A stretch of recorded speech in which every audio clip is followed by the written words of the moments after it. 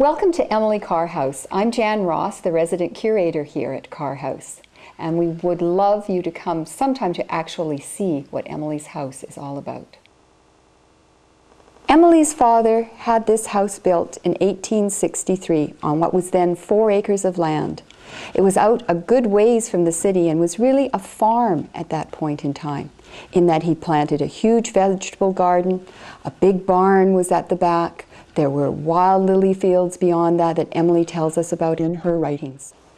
This was a loving and caring home for Emily as she grew up, but it was certainly a strict one. Emily had no doubt a great deal of tension sometimes with her sisters and with her father in particular, but she loved growing up here in Carr House.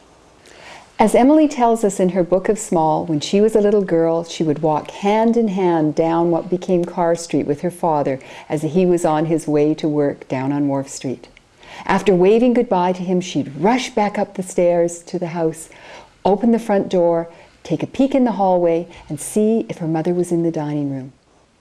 The dining room at Carr House is very special. It also is the first studio that Emily painted in when she came back from studying art in San Francisco. After dinner, the ladies would withdraw from the dining room and come into the drawing room or parlor, a beautifully appointed room at the front of the house. We have a special room that houses artifacts, things that have made their way back to the house that once belonged to the family. We call this our People's Gallery in honor of Emily. We have a sitting room where the father would read the Bible and where we now show information and have an archives on Emily and her childhood. The house itself has been restored to the period when the family lived here as a family, from the 1860s to the turn of the century. We have very carefully restored the wallpaper, the woodwork, the paint colors, but you're not stepping back exactly into the time that Emily lived here.